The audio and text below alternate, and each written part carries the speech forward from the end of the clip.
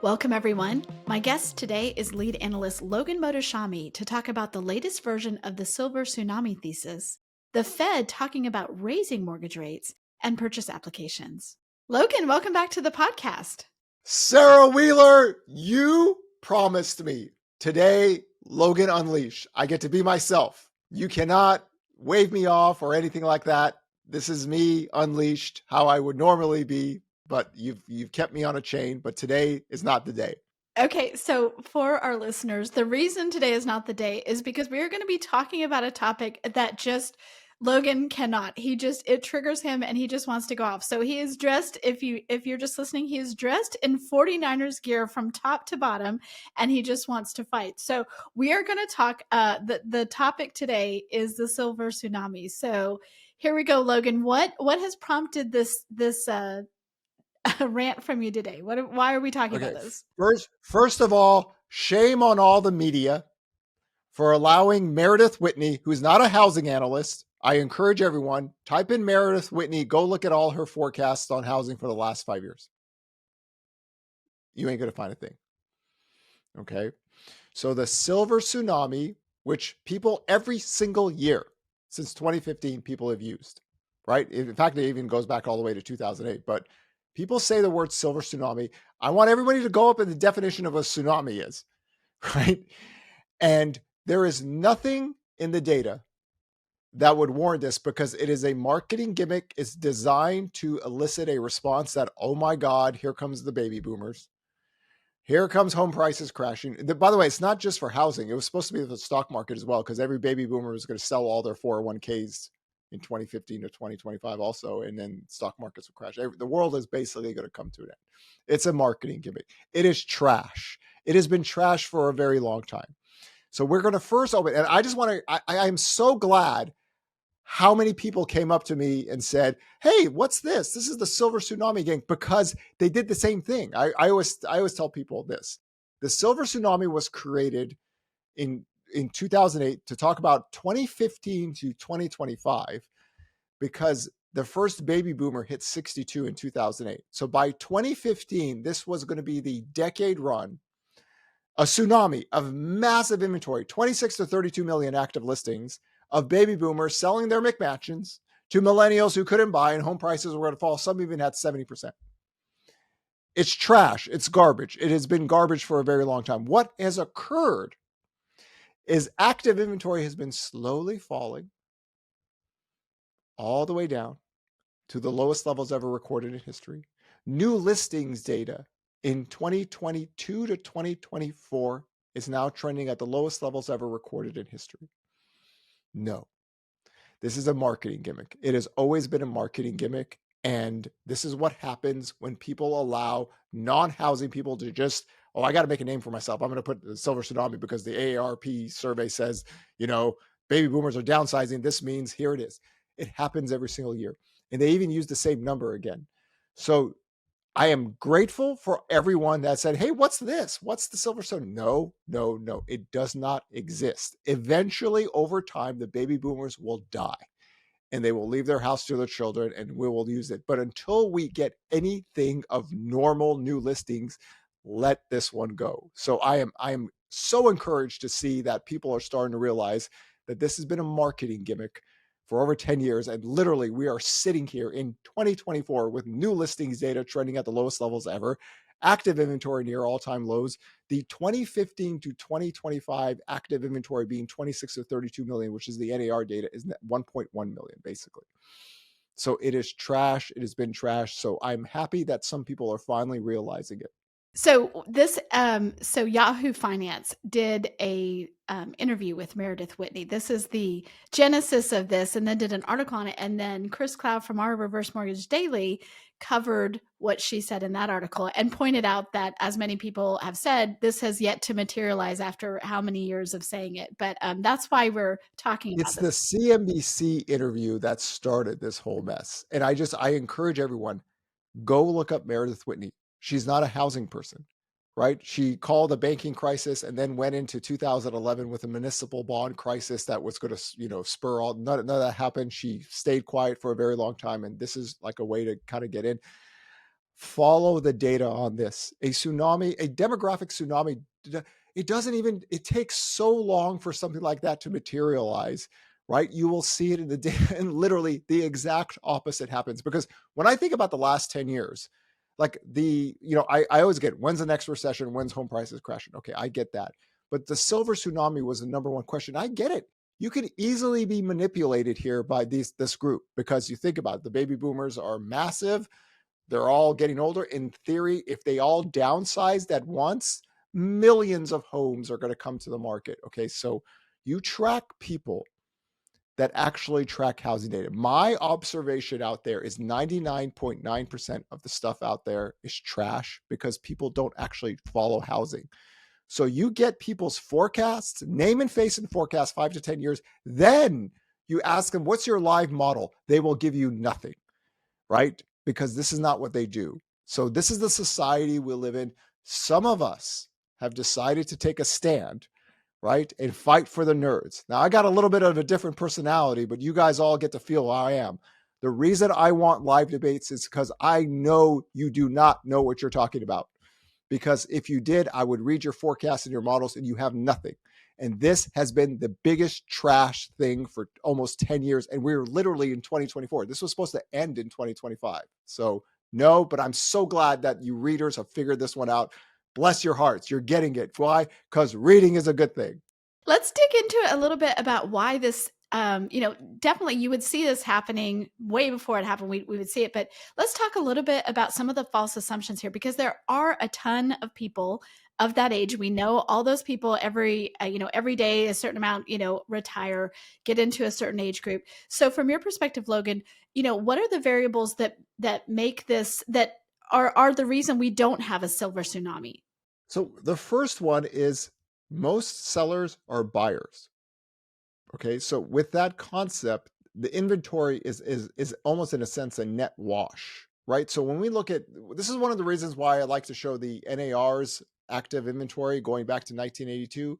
Traditionally speaking, we are always between 2 to 2.5 million active inventory, right?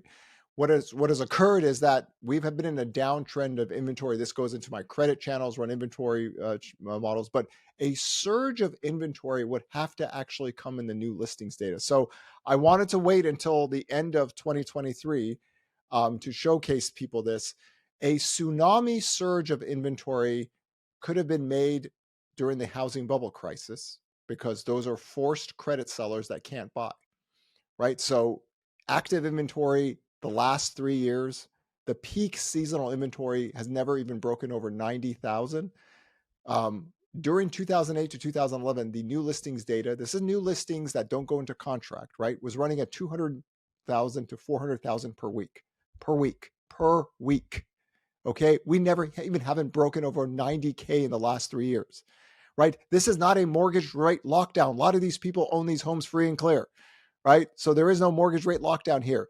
We have 10 years of evidence of this not happening in the period in time when it was supposed to escalate out of control.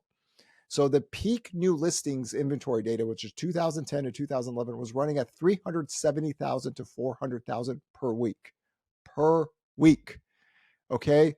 We have never even broken over 90,000 in 2021, 2022, 2023. I'm hoping we could get back to 90K in 2024. But that is not a tsunami surge, okay? It's the notion, it's designed to create fear. And that's the thing, is that sellers are buyers, right?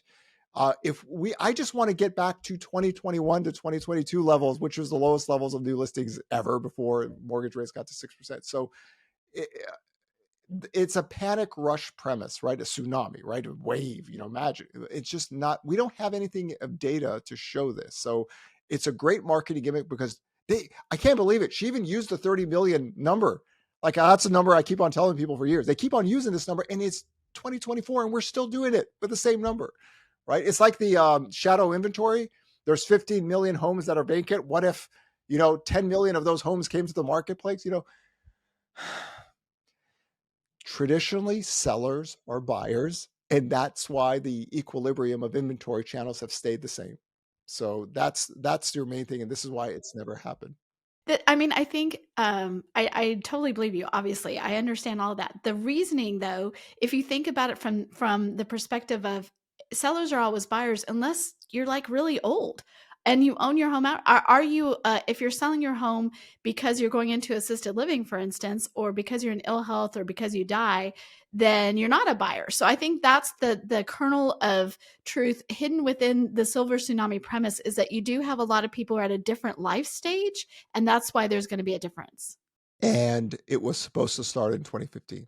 Right. So my question to you is, why didn't it? I know it didn't start, but from your perspective, is it because the older homeowners are just passing down their homes? Are they holding on to them? They're renting them? What are they doing? There is no evidence ever recorded in modern day history of a surge of one generational sellers to buy another house for what? What are they doing? They love their homes. They've lived in their homes for a very long time. It is a premise that baby boomers who have a very, very low housing cost, which is their property taxes and insurance, because a lot of them own their homes free and clear, that they would somehow need to move, right? It's a speculative theory, right? All chaotic economic theories are based on a speculative theory that we will deviate from a 4-decade trend because of one group all going into the marketplace at the same time, right? We just don't even have any information on this. So if they sell a house, right, they need a buyer and then they go usually buy another property. It's not a sell to go into assisted living or sell to rent. So here it is, the period in time we're like supposed to be toward the end of this silver tsunami and literally new listings data, because what we've seen is baby boomers like their home. People, we have a society that we have trained people to design their own homes the way they want it and love it. So what is the reasoning for them to move? Now you can make a case that, I mean, baby boomers are buying homes, right? They're downsizing, of course. But the tsunami aspect of it, we don't have any data for 4 or 5 decades to even show this to be the case. We do have one period of time in history that we actually saw a surge in inventory, and that was forced credit sellers, because this is a home, right?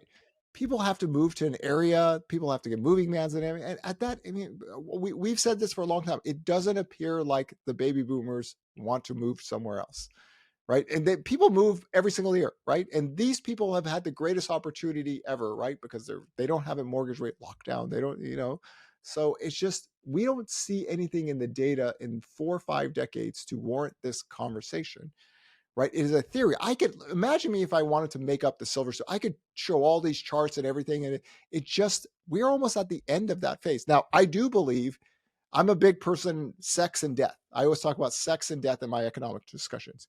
The baby boomers will all die eventually. Nobody's Dorian Gray. They will pass their homes off, and then eventually at some point. But the notion that this year was going to be it, right? So in time, they will let their homes go out to their children, what their children do with it. But this was never the talk. The talking point was tsunami. Tsunami was designed to create fear, panic, that, oh my God, here it comes. Right now, most people, I think, just go out and buy homes and sell homes or whatever. That the data has been constant, really based upon where mortgage rates are. But this was always a marketing gimmick, and we're almost done. I mean, we're almost in 2025. This was supposed to be toward the end of it, because in 2008 there were 62. The first one turned. So by 2015, 7 years had passed, and that's the downsizing age, right? With the life expectancies of American citizens, that was the period where everyone was supposed to downsize. It's 2024. And new listings data is trending at the lowest levels. This has been a trash theory, and it's almost over. We're almost in 2025. So it just never has been the case. So are we going to get eventually baby boomers? They sell their homes every year, right? They buy another house. Eventually in time, death will change this variable. But this has been here for way too long. And I'm just so encouraged to see how many people have just figured this out, that it was always a trash economic theory, right? Great for marketing people who don't track housing data. So good. See, this is why reading is a good thing, right? Disinformation campaigns are notoriously known in the history of human civilization for decades. But if people read, they can kind of, wow, this really never did happen, did it? Didn't know. That is encouraging. Okay, so second topic of which you might want to rant or at least be unleashed is, for whatever reason, unexplainable to all of us. We had a Fed president come out and be hawkish today. What is going on there? Why? Barkin, yes, Barkin, Barkin, Barkin. One of our favorite Feds talked about, oh, we might have to raise rates because prices are, uh, today's a very interesting day with the 10-year yield. The 10-year yield has made a big move down. It got to the like a key technical level around 3.80%, and we're kind of consolidating pattern here. But Barkin came out today when the job openings data came out and showed that quits and hires are below pre-COVID levels now, and thought this is the day where he needs to talk. We might have more rate hikes. So, of course, I have to explain the Fed has not pivoted because the Fed overhiked. They overhiked and they're realizing they're overhiked, but they don't want to pull the trigger. Why? What is the Fed, Sarah Wheeler? They are old and slow. So the institution is designed to be late. So here in the relevance of everything that we've seen, today was a day that Barkin talked about, well, we might need more rate hikes. Bond market went up a little bit on that news. Job openings data came out. It was 8.8 million. It's still on that basis. It's very high, but the quits ratio and the hires ratio are now pre-COVID-19 levels. They should cut 75 basis points in the next meeting, right? Get something to neutral. And the reason I'm saying this is because they told us in 2022, toward the end, they wanted core PCE and the Fed funds rate to kind of match. We're at 2% on the 3 to 6 month core PCE. We're 3.5%. So get somewhere in the middle. They're not. So they are restrictive. And they still are talking about this. Even with the main data line they told us to watch now at pre-COVID-19 levels, right? They're old and slow for a reason. And so this is why I'm saying they are still very restrictive. They're very restrictive for housing, right? Because for some reason, they don't want to give up this 1970s, even though we all know this now, right? It didn't happen. Right? We don't have that kind of economy. We don't have that supply. Now, of course, do we have supply shocks that could possibly happen if there's war or something like that? Of course. That's what COVID showed us. But we're not in that environment. So land the plane. So any Fed person who talks about rate hikes now, put them on the list, right? Because that conversation should have been over with, right? They overhiked. They panicked, right? And they're still very restrictive for housing. This is why having all baby boomers, not all the Fed members are baby boomers, we have to inject younger people into this mix, right? There has to be younger people on the Fed presidents because we can't have older people just sit there and say, oh, well, back in the 1970s, I was worried oil prices were, no. They're such a tainted view about that. Land the plane. You're too restrictive. Let's get this country going, right? So, I know there's a good cop, bad Fed cop, but the only people that are pushing for rate hikes still or want bond yields are the anti-central bank people who promised us a recession every single year since 2012 and really tripled down in 2022 to 2023. So I understand their frustration. Nothing broke. They're waiting for something to break, right? They want the Fed to keep on raising rates so the banking system breaks or something has to come in, right? Just land the plane, right? Just there's nothing, you're fighting a ghost right now. Right? Come on. The quit ratios are below pre-COVID levels. The hires ratios, this is what you told us to find. You thought today was the day that we might raise rates. I don't know.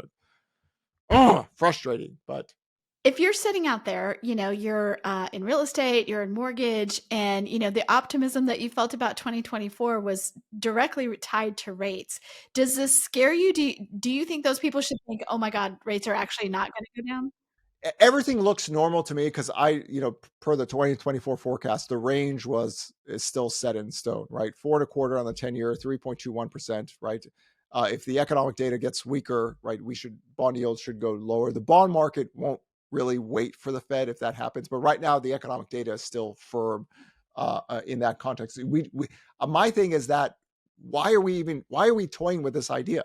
See, if the Federal Reserve told us they didn't want the Fed funds rate to match core 12-month PC, then we're not having a discussion, but that's what they said. They changed the game plan. That's why the who spiked the Fed's eggnog in December of 2022, right? And now just go with it. There's no point, right? So the bond market overran the Fed like it usually does. This is why I've always tried to stress when the market believes the Fed is done, bond yields rally, mortgage rates rally. That's what they did. That was a big move from 5% all the way to 3.8%.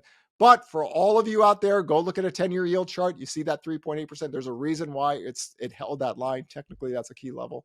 But they are still very restrictive. I don't understand the restrictive take. They should be, okay, we are going to be neutral at least. If you don't want to be accommodative, that's fine. But go neutral.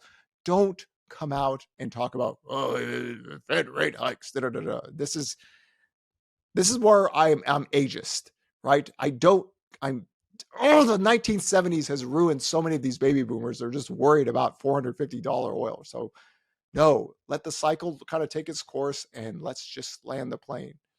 So you think that this is just one bad cop Fed member out there? You don't think that this is actually a direction that they're going to go? We're going to get bad cop, good cop Fed all the time. And just remember, if the 10-year yield was above 4.25, that's above my peak, right? That the whole mistake of what happened last year was the Fed went hawkish in a period they didn't need to, and the bond market crushed them. It was great to see because they were start crying. Fed presidents are like, "Oh my God, why is the bond market going up? I don't understand." You went hawkish. And guess what happened? The bond market rolled right over you, right? Everyone was short the 10-year yield. You thought at that period, I'm going to be hawkish now. Let's see what happens. No. So if it starts to get above 4.25 and the economic data outperforms, that's one thing. But you go hawkish now after everything we've seen in the data, that's on you. That's on them. So hopefully they learned their lesson last year about, talking the market. You don't need to do this anymore. But as of right now, everything looks perfectly normal. But to me, they are still restrictive, right? There's things they can do to alleviate this so we land the plane and just move on forward with our lives. Okay, next topic is purchase applications. Tell us what we saw there. Yes. It was what you Purchase expected, application right? data. Yes. And as always, we always ignore the last few weeks of the year because nobody goes out there shopping for mortgages during Christmas or New Year's or even the first week of the year. Really, in 2 more weeks, we start to get that second week of January. So how we always track data is the second week of January to the first week of May. That's always the volume spread for purchase apps because we go into the spring and summer. And then traditionally after May, volumes always fall. What I've always seen people do for the last 12 years is that people see the volumes fall after May. They go, oh my God, applications are falling this season. The manipulation of seasonality in data for the last 12 years has been beautiful to watch, but it's very consistent. So we're in this period of time, right? So the 6 weeks before the holiday weeks, we saw growth. So we had a positive trend, but just remember, we're working from an extremely low base. We're working from the lowest levels ever recorded in history. Why? Because the Fed is still too hawkish. If we had sub 6% mortgage rates, we have a different conversation here, but they still believe that the 1970s is a fear that we need to live in. So there's things they can do now, but as of right now, so far, it's been a positive trend as rates have fallen. But just remember, the only reason we're really happy is because we went to 8% and now we're, below 7%. And that's like, yeah, but that 8%, drove that purchase application data back to 1995 levels where no doubt Gangster Paradise, all these songs were number one. So we're just bouncing off of that very low level. So context is key. We will track this every single week, but I'm not in the recovery camp of other people where they think you could get a very sharp recovery like COVID-19. This is what I've always said, that affordability is an issue. Sellers are buyers. A lot of people have very low housing costs. So we just have a different marketplace. But as of now, since rates have fallen, since a low bar, we have seen forward-looking data get positive. We just go with it. But we're starting to get it into that real critical stage. And then after May, unless some kind of shock happens, both positive or negative, the data doesn't have that much value. It's really the first few months of the year.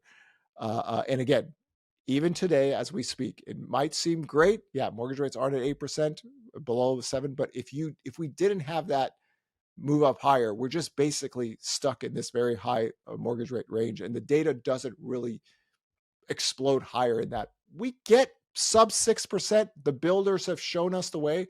That's where you get people buying homes. Because remember, new homes are always more expensive than existing. But the Federal Reserve is still a very restrictive COVID-19 housing economic policy still today.